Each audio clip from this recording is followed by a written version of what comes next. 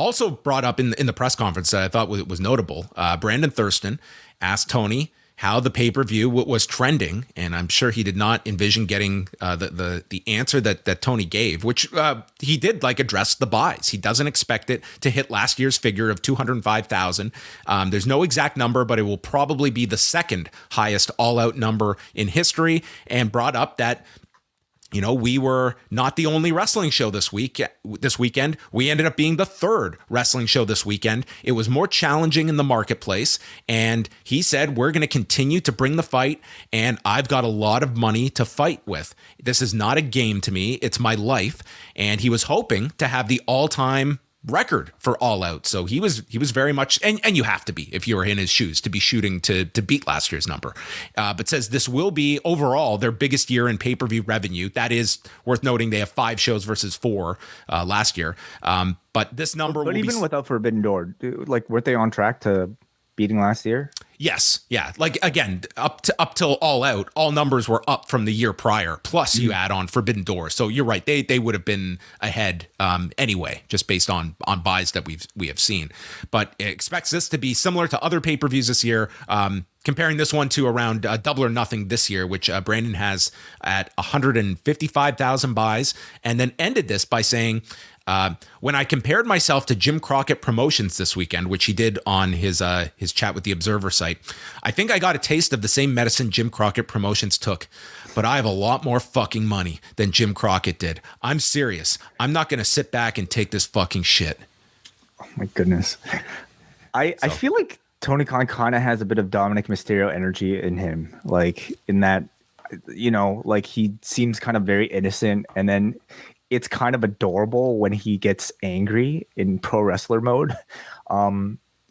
Anytime Tony Khan starts cutting promos, so to speak, I don't exactly know how to take it. I think on the one hand, maybe he's playing things up for the media.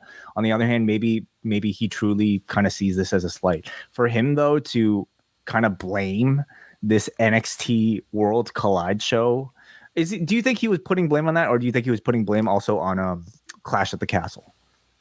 I think it was overall, I do not believe Clash at the Castle was a counter to this. I mean, it was something that, they have talked about the fact that they have been working on this deal in Wales for months.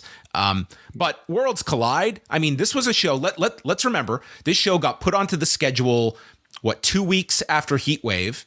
So they had just done that special, and they built the whole concept around these NXT UK titles, including spoiling their own tournament in order to promote Tyler Bate taking on Braun Breaker. So, this did feel very rushed and put together, to the fact that you spoiled your own final episodes of NXT UK because they only wrapped up the tournament and they gave away the champion, the winner, weeks ago. But to suggest that, Worlds Collide took any sort of significant bite out of All Out's buys, I think is just a bad excuse for why this year is not doing better than last year.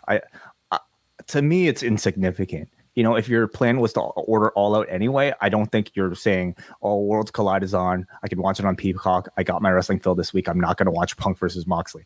I see a very small percentage of people saying that. I don't think Worlds Collide is making the difference there, but you could look at the weekend, that if I am a wrestling fan and I've only got so many hours this weekend that I'm dedicating to, I'm not doing 2 nights of pro wrestling, and WWE's got the big show on. I'm watching one show, and it's the show that costs me $5 on Peacock to watch, or $10 if I have the ad tier, versus a $50 pay-per-view. You've made my decision for me. If I want to watch on Sunday, it's I do have a cheaper option to get a 3-hour show, and I don't want to sit down for 8 hours to watch pro wrestling. So, it didn't help. It certainly didn't help. Was it a Jim? Who do you say? Jim Crockett? Or yes. Bill, was it a Jim Crockett move, though, to have a counter program, if you could even call it a counter program, the day before in a different part of the world? I don't think so. I think they're looking more at fair. I guess they're just looking at the idea of last minute. Again, I don't think this is Worlds Collide. Yes, I can agree. But I also don't think Worlds Collide did any sort of significant damage to All Out.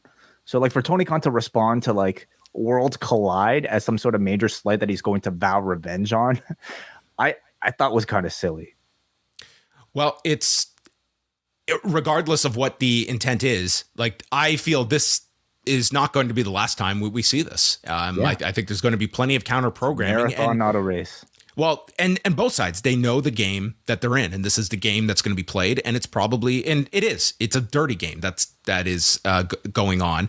Do you feel that, compare this to the discussion we just had about Paul Levesque and kind of just laughing off AEW, and Tony Khan giving this kind of a response to AEW? Do you think that one method is superior to the other? Do you think that Tony Khan is, for lack of a better term, selling this too much rather than? I would argue it's more to the benefit of Tony Khan as sort of like this kind of underground, like more catering more to a niche audience to like use words like that than it is for Triple H to officially acknowledge the competition. And I think you kind of saw it in the responses to, you know, the average person who doesn't follow AEW and only might have heard, you know, Ariel Helwani's interview with Triple H. It continues to maybe like talk about AEW as sort of like almost like a relatively small, sort of insignificant part of your competition. Whereas Tony Khan's response in the press conference really treated this like it was the biggest war he was about to enter, you know, taking on AEW with all the money that he has. So the responses I think were appropriate, but I do feel like the energy from Paul Levesque made WWE feel bigger, and which they are. The only other notes from the press conference, Tony Khan would not comment on Malachi Black and what his kind of a sign-off meant when he got onto the stage, which I guess that's notable too, the fact he would not comment on it.